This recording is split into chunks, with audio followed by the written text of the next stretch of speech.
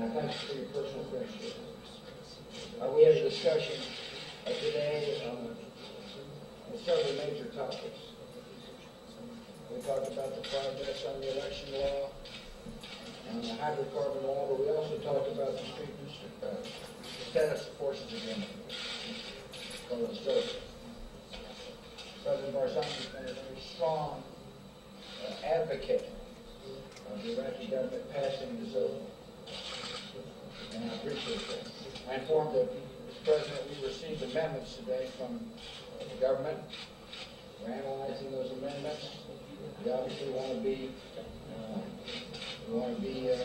helpful and constructive without undermining basic principles. And I remain very hopeful and confident that the SOFA will get passed. And Mr. President, you get a lot of credit for your leadership on that issue. So I'm proud to welcome you back here.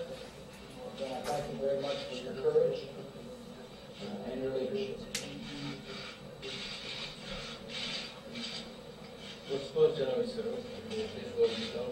Thank you very much, Mr. President.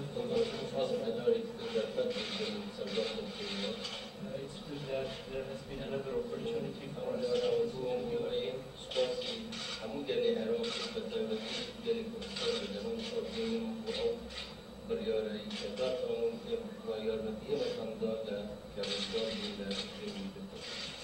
I am here to convey the gratitude of the Iraqi people in general and the people of Kurdistan in particular for the brave decision that you made with us of this dictatorship.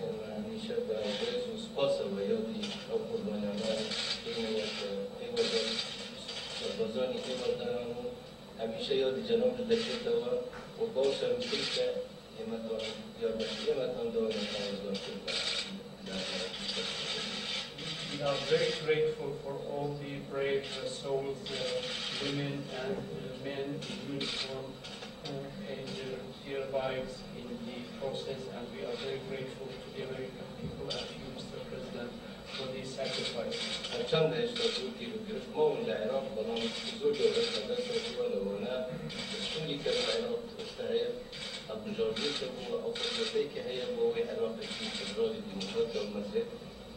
And despite the fact that there remain some major problems, we have also to look at all the big achievements that have been made thus far. Let's look at the elections and the constitution that has been ratified. So these are major achievements that we are proud of.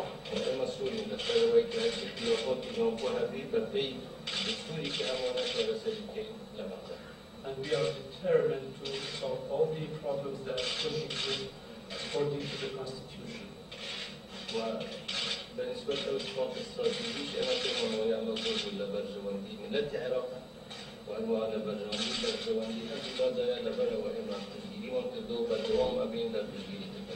And in terms of SOFA, we do believe that it is in the interest of the Iraqi government, it's in the interest of this country, and we have been and we will continue to support it and support its ratification. Thank you very much, Mr. President. Thank you, Mr. President. Okay, well, thank you. Thank you. Mr. President, today it's last-ditch talks in Turkey between. The message is for those people in Turkey to believe in peaceful and democratic coexistence, not to allow some of those to turn this problem between the PKK and Turkey to be a problem between the Kurds and Turkey. The Kurds are the victims of this terrorism, and the Kurds are not supporting any kind of violence. The Kurds are seeking peace and like to have a democratic, peaceful coexistence. But is there a point in the peace deal that's proposed at the moment that you're not happy with, that needs further negotiation and compromise from Turkey? We have seen the military solution over the last 23 years. It was fruitless. That's why they want us to be dragged into this war. Yet if they insist on solving this problem by war, we won't support it. We are not part of this problem between Turkey and the PKK. We don't like our region to be used for this fighting between Turkey and the PKK. If they think about another peaceful solution, we will support either the PKK or Turkey to get to this position. The Prime Minister of Iraq, Nouri al-Maliki, calls the PKK a bad terrorist organisation. Are they? Unfortunately for Maliki, he came under the influence of the Turkish government, and I don't like that Maliki said that. I won't say that the PKK is a terrorist organisation. If Turkey have a peaceful initiative, and then the PKK refuse that, then I will say that the PKK are terrorists. Not now. The United States State Department says the Kurdish leadership has been lax in tracking down and stopping PKK activities inside Iraq. They say the PKK operates from inside Iraq. What do you say to the US State Department?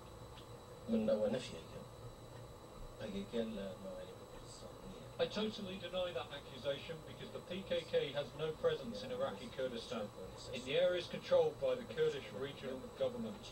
I defy and challenge anyone to prove that there is a PKK presence in Dahuk, Erbil, Solomania, or in any of our villages, or even if they have a base close to our Peshmerga bases.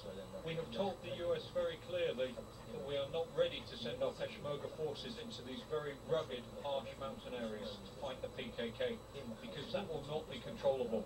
That will not be fruitful. The fighting against the PKK is inside Turkey. It's not on the border, and it will not be controllable because the PKK have guerrilla fighters. They don't have a conventional military force.